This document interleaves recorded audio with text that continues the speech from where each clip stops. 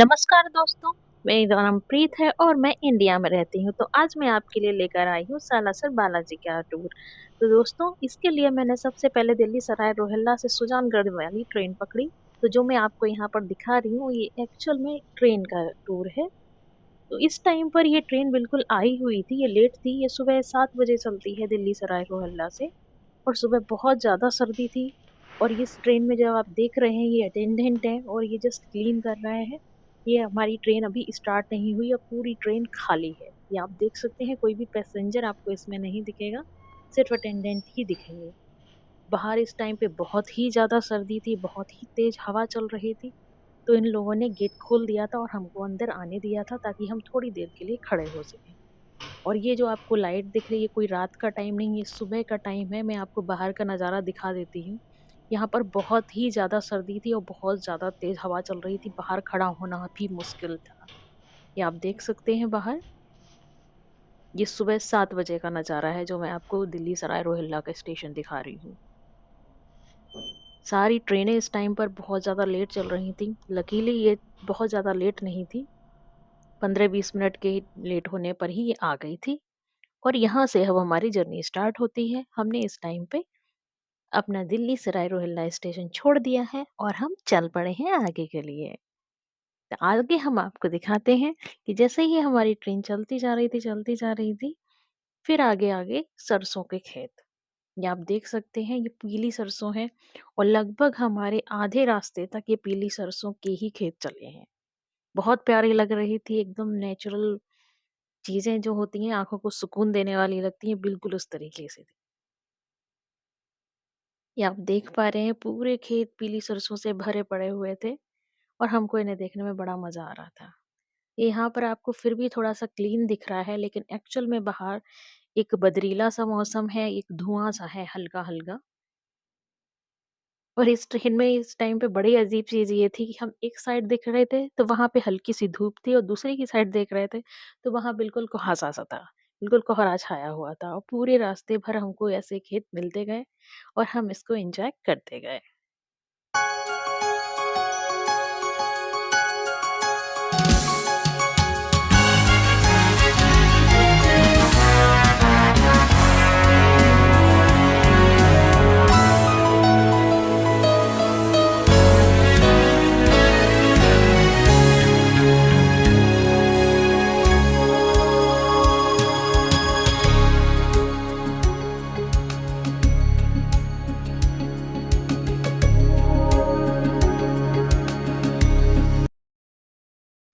यहाँ से जब हमारी ट्रेन आगे बढ़ी तो लगभग हम राजस्थान के पास ही थे। बहुत ज़्यादा पास नहीं थे, लेकिन कहेंगे वो एरिया हमारा स्टार्ट हो चुका था। जैसा कि आप देख सकते हैं कि हरियाली बिल्कुल ख़त्म हो चुकी है। ये इस तरीके से कटेली झाड़ियों वाले पेड़ हैं। पूरा इलाका ऐसा ही था, बिल्कुल रेगिस्तान जैसा था, जहाँ पे कटे हुए पेड़ आप देख सकते हैं। यहाँ मैंने एक चीज़ नोटिस की कि यहाँ के लोग उनकी टहनियाँ काट देते हैं पेड़ों की, पर पूरा पेड़ नहीं काटते हैं। कोई भी पेड़ हमको कटा हुआ नहीं मिला, सूखे हुए पेड़ ज़रूर मिले, जिनकी टहनियाँ कटी हुई थी। शायद यहाँ पर इसलिए है कि कोई पेड़ काटना या किसी पशु-पक्षी को मारना इनके यहाँ गलत माना जाता है, जैसा कि मैंने सुना है। मैं कन्फर्म नहीं हूँ इस बात के लिए। तो आपको मैं दिखा रही हूँ, यहाँ पूरा ये कटीला ही रास्ता था, पूरा कोई हरियाली इसमें नहीं थी। और ये जो भी पेड़ हैं ये दूसरे में दूर से आपको भले ही पत्तीदार लग रहे हों, लेकिन ये बिल्कुल कांटेदार झाड़ी के टाइप के ही थे।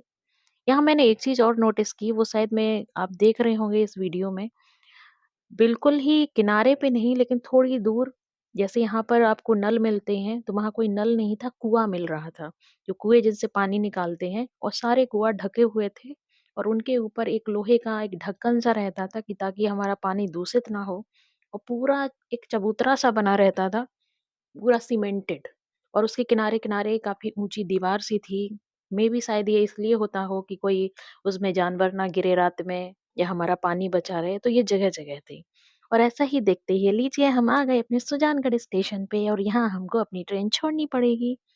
तो जैसा कि आप देख रहे हैं, हम लगभग पौने 2 बजे के करीब सुजानगढ़ स्टेशन पहुँच गए थे। ये कोई बहुत बड़ा स्टेशन नहीं था, छोटा ही सा स्टेशन था। तो इसमें कुछ ज़्यादा ऐसा दिखाने लायक नहीं है, फिर भी मैं एक झलक आपको दिखा देती हूँ। सुजानगढ़ निकलने से बाद जैसे ही आप स्टेशन पार करेंगे, तो बाहर आपको इस तरह के रिक्शे मिलेंगे। सालासर बालाजी जाने के लिए। ये पूरे रिक्शे ऐसे ही सजे रहते हैं और ये इसी तरह चलते हैं।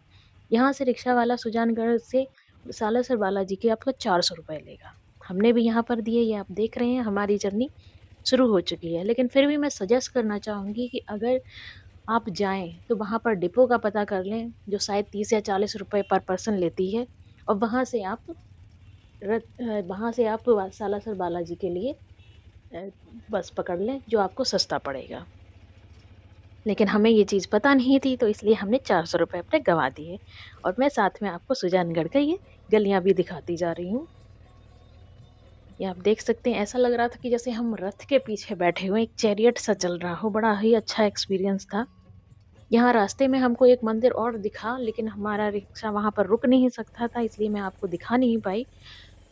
एक फ़ेमस मंदिर है ओम बन्ना करके, जो शायद बुलेट राजा के नाम से है, मे बी, मुझे कन्फर्म नहीं है ये वही है, लेकिन ओम बन्ना करके एक मंदिर वहाँ फ़ेमस है, जो रास्ते में पड़ा था।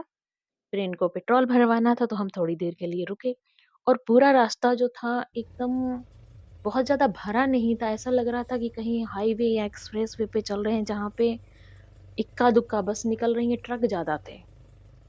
और चारों तरफ आप देख सकते हैं, जैसा कि मैं दिखा रही हूँ, ये जंगल ही था पूरा। एक तरह से दूर-दूर तक कुछ भी नहीं, दुकान भी नहीं, अगर आपको प्यास भी लग जाए तो कुछ भी नहीं, एक चिप्स का पैकेट भी आप नहीं ले सकते हैं। ये अच्छा-खासा रास्ता है, ये सुजानगढ़ से सालासर बालाजी का जो टाइम लगता है, वो लगभग 40 मिनट का लगता है। 40 मिनट से ज़्यादा ही आपको लग जाएगा, सॉरी मैं गलत बोल गई, क्योंकि ये 40 मिनट नहीं बल्कि ये 40 किलोमीटर लगता है, और इसमें लगभग 2 घंटे लगते हैं। तो आपको मैं यहाँ से दिखाती जा रही हूँ, यहाँ आप देख रहे हैं इक्का-दुक्का गाय ही जा रही हैं, और कटे हुए पेड़ ही आपको मिलेंगे। इनकी टहनियाँ कटी होंगी, पूरा पेड़ खड़ा हुआ है। एक ये चीज़ मुझे अच्छी लगी कि यहाँ के बिल्कुल भी प्रकृति प्रेमी हैं यहाँ के लोग। ये आप देख पा रहे हैं, पत्तियाँ कटी हुई हैं, टहनियाँ कटी हुई हैं, लेकिन पूरा पेड़ खड़ा हुआ है, ताकि इस पे नई कोपलें आ सकें। तो इसी तरह हमारा पूरा रास्ता था, और ये लीजिए हम आ गए अपनी होटल। हमने यहाँ पे जहाँ मंदिर था वहाँ पास ही स्टे के लिए लिया, ताकि हम जब चाहें मंदिर जा सकें और हमें मंदिर जाने में बहुत आसानी हो। तो ये मैं दिखा रही हूँ, ये हम सालासर बालाजी पहुँच चुके हैं। लगभग मंदिर से 12 कदम की दूरी पर ही है, और मैं छत से नज़ारा दिखा रही हूँ, मैं पहुँचते-पहुँचते शाम हो चुकी थी। ये इस तरह के है। बहुत बड़ा या बहुत डेवलप्ड एरिया तो नहीं कहेंगे, लेकिन हाँ, कहीं ठहरने के लिए या उस हिसाब से ये ठीक-ठाक ही था। ये इस तरह से हमारी गैलरी है, जहाँ पर हमारा रूम था, और सच कहूँ तो यहाँ ठंड बहुत थी, बहुत ज़्यादा थी। और फिर हम निकल पड़े अपने सालासर बालाजी मंदिर के लिए। तो ये जैसा कि मैंने आपसे कहा था कि ज़्यादा दूर नहीं है, हम तुरंत अपने स्टे हाउस से निकले, और उसके बाद हम पहुँच गए मंदिर। यहाँ पर बहुत ज़्यादा भक्तजन आते हैं, कहते हैं यहाँ पे जो मन्नत मारो माँगो वो पूरी होती है। तो बहुत ज़्यादा श्रद्धालु इसमें आते हैं। कुछ लोग तो अपनी गाड़ी खुद ही करके आते हैं, और कुछ लोग जैसे मैं आई हूँ वैसे ही आते हैं। तो मैं दिखा रही हूँ, ये दुकानें सजी हुई हैं। ये आ गए हमारे सालेसर बालाजी का मंदिर। चारों तरफ प्रसाद की दुकानें आपको मिलेंगी, और ये मेन मंदिर है, जिसके मैं बाहरी एरिया आपको दिखा रही हूँ। ये चारों तरफ आपको मिलेगा, जहाँ से आप प्रसाद ले सकते हैं। मेन प्रसाद इन पे बाटी चूरमा, बूंदी इस तरह का चढ़ता है। और अब हम एंटर कर रहे हैं मंदिर के अंदर। तो मंदिर के अंदर एंटर करते ही हमें ये लाइटिंग मिली, जो उस टाइम पर नहीं चल रही थी, जैसा कि आप देख पा रहे हैं। ये मेन एंट्रेंस है बालाजी का, और ये हम आगे चलते जा रहे हैं, चलते जा रहे हैं। ये मंदिर एक्चुअली में काफ़ी बड़ा है, और इसमें भी कंस्ट्रक्शन का काम अंदर चल रहा था, तो आगे पता नहीं कितना बड़ा होगा। ये हम मंदिर का मेन एंट्रेंस पार करके अंदर पहुंच चुके हैं। ये जो है यहाँ पर तपन कुंड है, और तपन कुंड के बाहर इस तरह से जाली लगी हुई है, जहाँ पे आप अपना प्रसाद चिपका सकते हैं, एक तरह से भोग लगा सकते हैं। और यहाँ पे एक प्लेट लगी रहती है, जहाँ से आप टीका करके जा सकते हैं। ये आप देख पा रहे होंगे, ऊपर एक बड़ा सा एक घंटा टाइप का है, इसी के नीचे तपन कुंड है, जो मैं आगे आपको दिखाऊंगी। ये है नारियल काटने के लिए, यहाँ आप अपना प्रसाद खुद ही चढ़ा सकते हैं, आपको किसी से नारियल फुड़वाने की ज़रूरत नहीं है। एक्चुअल में ये बहुत भारी था, मेरे से तो उठाया ही नहीं गया। ये आपका नारियल फूट जाएगा और ये है तपन कुंड, जिसमें लोग नारियल भी चढ़ाते हैं, परिक्रमा भी लगाते हैं। आप देख सकते हैं कितनी आग इसमें जल रही है और यहाँ से भस्म भी लेकर चलते हैं। सच कहूँ तो ठंड में इसके पास परिक्रमा लगाना अपने आप में बहुत आराम देगा। फिर तपन कुंड का परिक्रमा लगा के हम चले आगे। तो यहाँ पे ये जो आप देख रहे हैं ये अंदर ट्रस्ट वालों का है, जहाँ पे आप चाहें तो प्रसाद ले सकते हैं, जैसे मिठाई का डिब्बा आप लेना चाहें, बाटी चूरमा, गोंद के लड्डू, इस तरह से आपको अंदर मिलता है।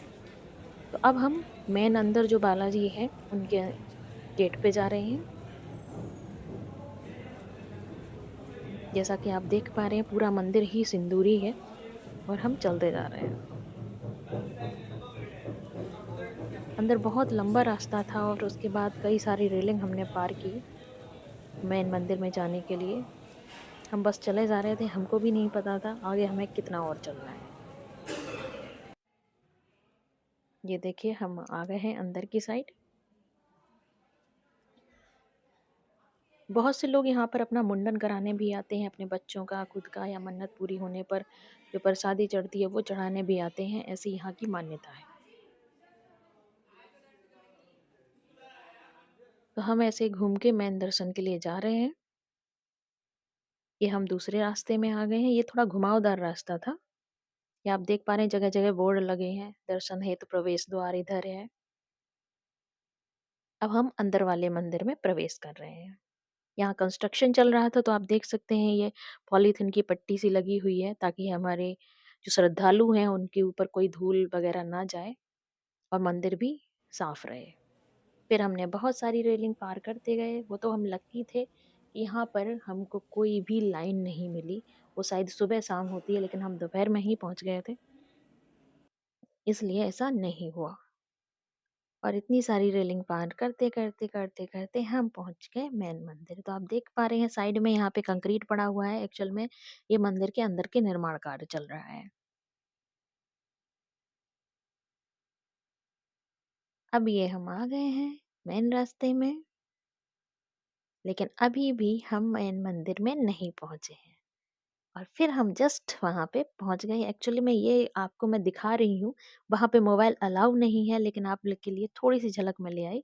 तो ये हमारे सालासर बालाजी का मंदिर था और लौटते में जो हमको लाइटिंग बंद मिली थी, आप देख सकते हैं कितनी अच्छी जगमगा रही है। बहुत अच्छा लग रहा था रात में सारी लाइटिंग को देखते हुए।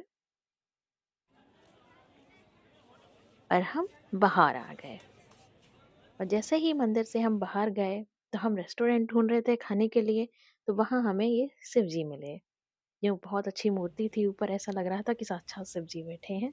और फिर हम आ गए रेस्टोरेंट में क्योंकि सवेरे से भूख लगी हुई थी, पेट बिल्कुल चूहे कूद रहे थे। तो बस हमको बगल में वहाँ पे रेस्टोरेंट मिल गया और जहाँ पे हमने ऑर्डर करी राजस्थानी डीलक्स थाली। और ये आप देख सकते हैं इसमें इतनी सारी सब्जियाँ थी, मुझे आधों को तो नाम ही नहीं आते थे। मिस्सी रोटी थी, लच्छा पराठा था, सादा रोटी थी और एक ही 2 सब्जी थी जिनके मैं नाम जानती हूँ, शाही पनीर, पता नहीं क्या-क्या था। कई आधे से ज़्यादा थाली आप देख सकते हैं कितनी सारी सब्जियों से भरी है। फिर हम उधर से वापस आए तो आप देख रहे हैं ये मार्केट लगा हुआ है। मार्केट में राजस्थानी चुनरी या दुपट्टे बहुत ज़्यादा सजे हुए थे। ये मैं आपको दिखा देती हूँ। यही पूरे मार्केट में थे। झंडा जो आप मंदिर पे चढ़ाते हैं उनकी दुकानें आपको मिलेंगी और इस तरह के पर्स मिलेंगे। और फिर हम अगले दिन के लिए निकल लिए रतनगढ़ के लिए। रतनगढ़ का टूर हम आपको नेक्स्ट वीडियो में दिखाएँगे। तब तक चैनल को लाइक सब्सक्राइब करिएगा। Follow for more. Bye bye.